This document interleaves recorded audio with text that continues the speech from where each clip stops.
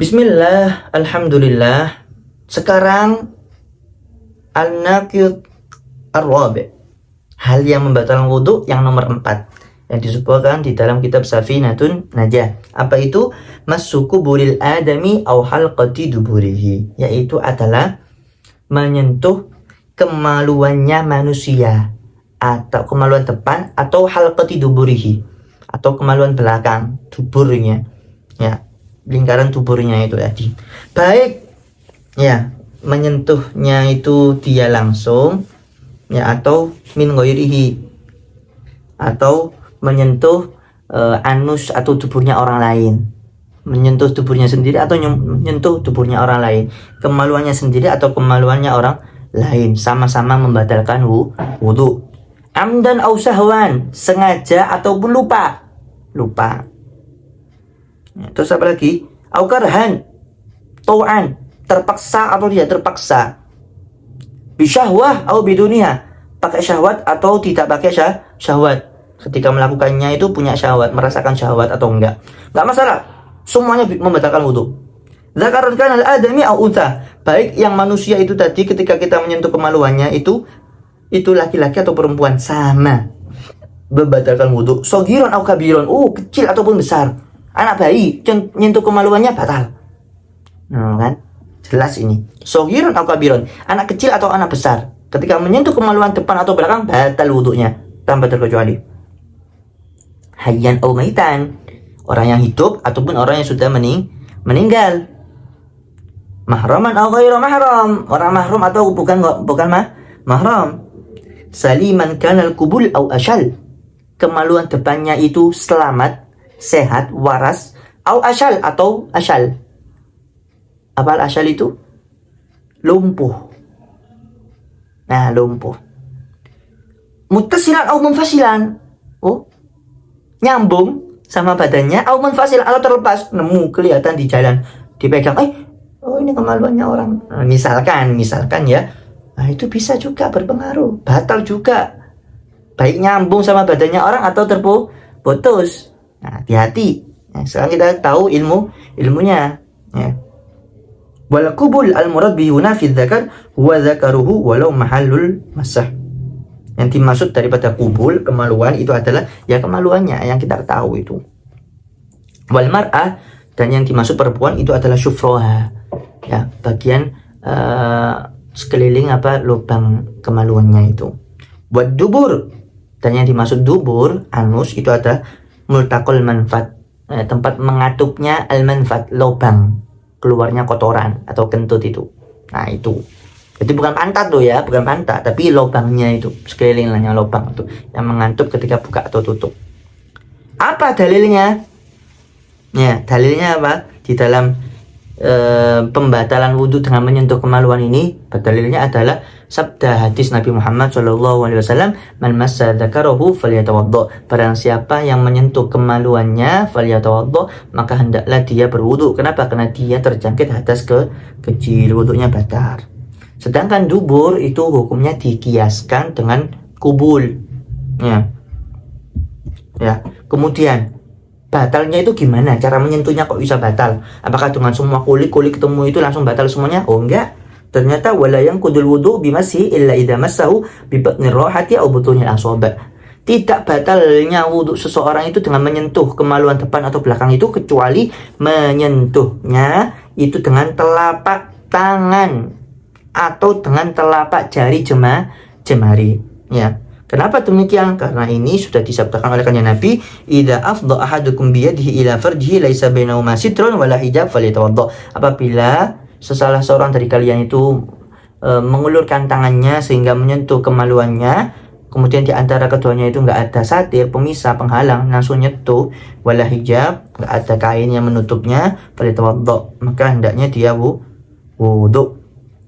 Dan yang dimaksud daripada batinil kaf wal murad bi batinil kafal juz minhu, yang dimaksud dengan telapak tangan itu adalah bagian daripada telapak tangan itu sendiri. Dan nggak ada perbedaan antara telapak tangan yang selamat, yang normal, yang nggak sakit, ataupun yang sakit, yang lumpuh misalkan. Dan Dan telapak tangan itu yang dimaksud telapak tangan itu apa? Ya, telapak tangan itu adalah ketika anggota kedua telapak tangan ini dikantupkan. Ya, yang nggak kelihatan ini namanya telapak tangan. Sehingga yang ketutupan ini ya dengan anggota kedua tangan ini itu termasuk batnur roha, telapak tangan, sehingga kalau menyentuh dengan yang ketutup ini maka wudhunya batal. Jari jemari juga demikian. Jadi kalau sampingnya yang menyentuh nggak batal. Yang kelihatan ini dari samping-samping ini nggak kelihatan. Baik. Ya.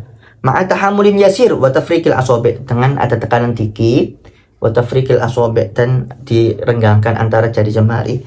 Tapi kalau wawal ladzi yanqudul massu bihi, ini yang membatalkan wudu kalau menyentuh dengan bagian yang tertutup ini. Ya. Sedangkan yang nggak tertutup itu nggak batal. Jadi kalau menyentuh pakai punggungnya nggak batal, nyentuh kemaluan pakai punggung nggak batal. Ya, wahada fi ghairi ibhamin, itu bukan ibhamin. Kalau ibhamin ibu jari kan mesti terbuka ya. Nah, ini enggak, tapi gini cara nyentuhnya. Tadi yang ketutupan, ini yang menyentuh pakai itu membatalkan. Tapi kalau pakai selingan sisi-sisinya jari ibu jari maka nggak batal. Baik. Ketika itu kita tahu bahwasanya yang nampak dari sisi-sisi telapak tangan atau jari jemari itu tidak membatalkan wudu kalau menyentuh dengan itu. Tapi ada permasalahan kuis sebenarnya, apakah batal? Ya, mungkin yang nonton bisa dilihat apakah batal apabila seseorang kencing kemudian menyentuh kemaluannya begini, apakah wudunya batal? Ya, ini pertanyaan saya, silakan dijawab di kolom komentar.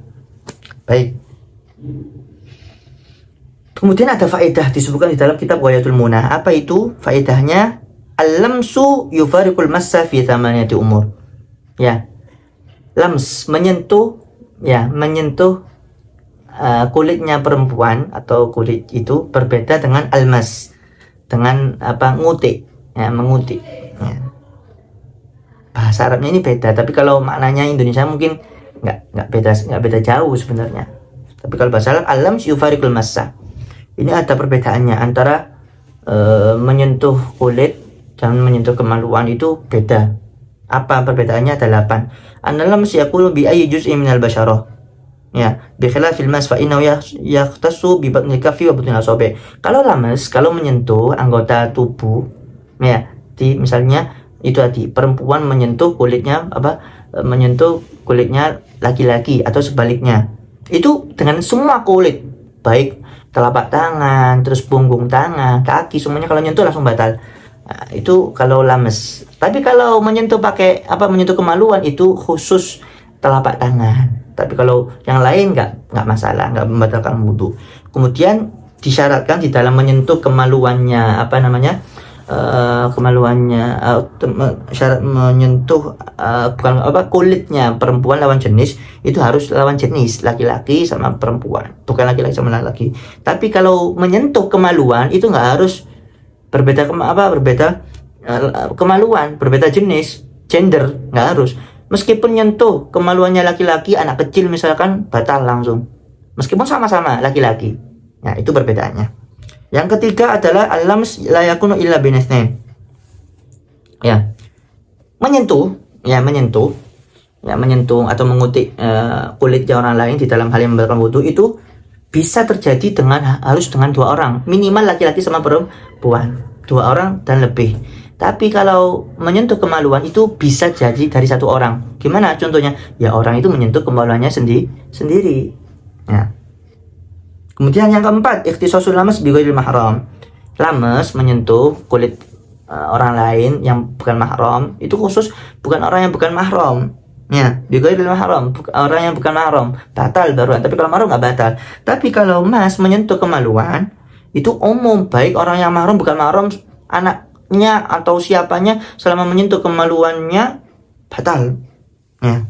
Kemudian yang kelima, lamsul udwil muban ghairu naqid. Ya, mengutik anggota tubuh yang terlepas dari jasadnya itu ghairu naqid, tidak membatalkan wudu. Jadi misalkan nemu tangan perempuan di jalan, kita pegang, nggak batal wudu kita. karena sudah terlepas dari jasadnya.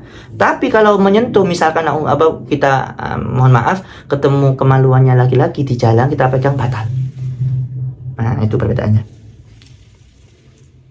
Baik, sabi'uha yang ke sadisuha yang keenam. Apa itu? Alam syakunu fi ayyi maudhi minal basyarah. Menyentuh kulit itu semua kulit, nggak khusus organ tertentu, semua kulit. Menyentuh sikut sama sikut, ya, kaki dengan kaki, batal langsung. Ya, laki-laki perempuan itu tadi. Tapi kalau menyentuh kemaluan itu khusus dengan farji, menyentuh ke farji, kemaluan depan atau belakang. Yang ketujuh, ikhtisasul lamsi bil kabir. Khususnya al-lamas, menyentuh itu dengan orang yang besar. Harus besar. Jadi menyentuh perempuan besar, menyentuh perempuan laki-laki besar, batal. Tapi kalau mas menyentuh kemaluan itu besar kecil sama menyentuh kemaluannya, maka batal. Anak bayi dipegang kemaluannya, batal langsung kalau dia punya wudhu. Yang ke-8, apa itu? An-lamas yang kudu wudhu'ul lamis wal malmus. Al-lams, menyentuh kulit, ya. Yang ketiga itu tadi di video sebelumnya itu adalah itu yang kudu wudhu'ul lamis, dapat membatalkan wudhu orang yang menyentuh dan yang disentuh, terutik dan mengutik. Nah, tapi kalau mas menyentuh farji, menyentuh kemaluan itu fa innahu inda ittihadin naw la yanqudu illa wudhu'ul mas. Ketika ittihadun naw, ketika jenisnya sama, laki-laki sama laki-laki, misalkan nyentuh kemaluan, ya, maaf orang lain misalkan, langsung menyentuh, maka yang batal ya yang menyentuh, karena dia menyentuh kemaluannya orang lain. Tapi orang yang disentuh ya gak batal, karena dia kan sama-sama laki-laki. Nah, dia batal gara-gara apa? Menyentuh kemaluan, bukan gara-gara menyentuh kulitnya orang lain. Jadi harus dibedakan, harus cermat. Ya, masalah-masalah seperti ini. Mungkin cukup sekian. Wallahu a'lamu bishawab.